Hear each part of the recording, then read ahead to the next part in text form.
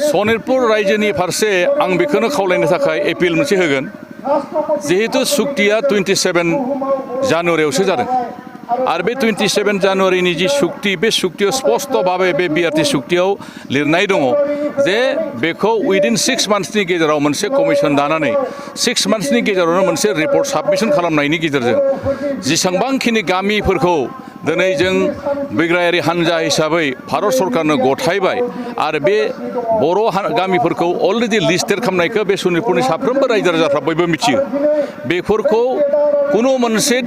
दिमत गैयाजासे भारत सरकार आरो आसाम सरकार बेखौ गनायनानै लाखाबाय नाथाय मोनसे सिस्टेमनि गेजेरजों मोनसे गभर्नमेन्टनि मोनसे सिस्टेमनि गेजेरजों खालामनो होननायखाय दिनै बेखौ बेयाव मोनसे कमिसन दानायनि गेजेरजों सोसननायनि बाथ्रा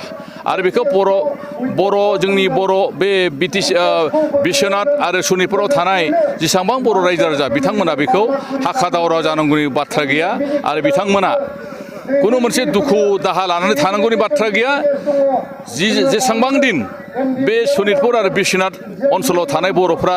जोंनि बे बिटिआरआव हाबा बिनि थाखाय गसंथानो थाखाय साफ्रोमबो बर' रायजो राजा बिग्रायारिफोरजों लोगोसे जों बयबो दङ आरो दिल्लीरफोराव आহি क'क्राझार आহি কেইটামান ব্যায়ামচুৰ ল'ৰা লৈ কেইটা অনাবৰৰ ল'ৰা কেইটা লৈ ৰাস্তাত হাল্লা কৰি থাকে তেওঁতো কোনো অফিচিয়েলি ফৰ্মেলি কোনো কাম কৰা নাই হা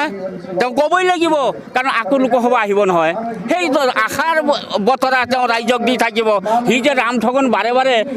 হৰণীয়াই যে দি আছে এইটোতো বাস্তৱ ৰাইজে গম পাই গৈছে সেইকাৰণে ৰাইজে এতিয়া যিবিলাক হৰণীয়াৰ মানুহ আমাক ৱেলকাম কৰি আছে মোক ৱেলকাম কৰিছে আলিদা আমাৰ মাজত আহক আমি আপোনালোকৰ লগত আছো আপোনালোকে আহক আমাক কেনেকৈ আপোনালোকে মানে আপোনালোকৰ যে বিটিআৰৰ অংশীদাৰ বনাব আমি আৰু মানে ভুল বুজাবুজি হৈ আৰু জিন্দগীত থাকিব নোৱাৰো আমাৰ অঞ্চলখন পিছ পৰি গৈছে হৰণীয়া দ্বাৰাই যে একো নহ'ব সেইটো আমি প্ৰমাণ পাই গৈছোঁ যে মোক বড়োক মিছলীয়া ক'ব তাৰমানে কেনেকৈ ক'ব সেইটো হাগ্ৰাম মহিলাৰ যখন যোৱাবাৰে কৈছিল প্ৰমোদ বড়োৱে ফৰেষ্টৰ গছ গছনি কাটি কুটি নোহোৱা কৰি দিলে কিন্তু ফৰেষ্টৰ গছগিলা হাগ্ৰাম মহিলাৰ দলে কাটিছিল হাগ্ৰাম বিপিএফৰ মানুহে কাটিছিল না এফচুৰ নেতৃত্বত কাটিছিল হা এটাওতো মিছা কথা কৈ মানে হাৰ মানি গ'লে মিছলি হৈছে হাগ্ৰাম মহিলাৰ ডাঙৰীয়া হাগ্ৰাম মহিলাৰ দুৰ্নীতিৰ কথা ক'লে আপোনালোকে আমাতকৈ বেছিহে জানিব যে তেওঁ কিমান দুৰ্নীতিকাৰ তেওঁ কিমান ভ্ৰষ্টাচাৰ হা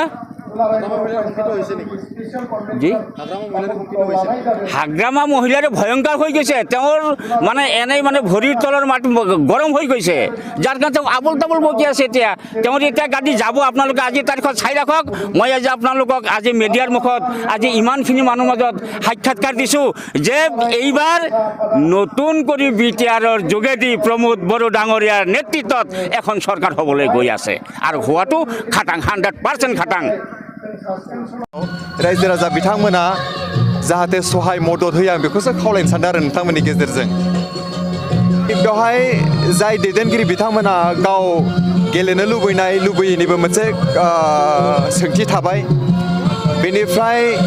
नैथियाव जाहैबाय रायजो राजाया बिथांमोनखौ हास्थायना हास्थाया बेनिबो मोनसे खोथा थाबाय थामथियाव दिनै जिहेतु माखासे आयेननिबो प्रक्रिया थायो जे गोबां समाव जों खावलायबोबाय थादों भारत सरकारखौ जे एनडिबिनि दैदेनगिरि बिथांमोननि सायाव जि किसुमान केसफोर बेफोर दङ बेफोरखौ बोखारनांगौ नैबे गोरोबथानि गेजेरजों जेनेरेल एमनेस्टि होनानैनो होन बा माबा मोनसे प्रसेसजोंनो होन बेखौ बोखारनांगौ दा नैबेफोर आयेननि गेजेरजोंब्लाबो जायफ्रा मोनथावना जोंनि दैदेनगिरि बिथांमोनाबो बाहागो लानाया मोजां आरो बेबायदिनो जोंहा आन्दलननि पिरियडआवबो जों पलिटिकेलि प्रेसार होनो थाखायबो जोङो बे मुभमेन्ट ग्रुपआ मोनसे पलिटिकेल हानजा हिसाबै जों दाना लानाय दंखायोमोन दामाने जोंनि नैबे आन्दलना बे बर'नि जिथु मोन्थायखौ मोननो थांनायाव पलिटिकेलिबो प्रेसार नांखागौ जायो बेखायनो जोंहा दाना लाखानायबो दंखायोमोन दा बेजोंनो जों खौसेयै खामानिखौ मावलांनांगोन बाय गासैबो एनडिबिनि दैदेनगिरिफ्रानोल' दि बाहाय माने इलेक्सन गेलेनांगौ बे बारा जुक्ति जानाय नङा जों नायनांगोन मावफुंनो हानायबो जानांगोन आरो बेनिफ्राय जों जिथु खौसेयै फैदों बेखौ जों माने खौसेनो जों लाना थांनांगोन होननानै आंनि बेक्तिगत अपिनियना बेबायदि होननानै आं बुंनो सानो आरो बिनि गेजेराव जाय दैदेनगिरि बिथांमोना दिनैनि तारिखाव मैखोमै बाहागो लाबोबाय बिथांमोना हले बेवहाय इलेक्सनाव रल लानायाबो गाज्रि जानाय नङा होननानै आं साननानै लायो आरो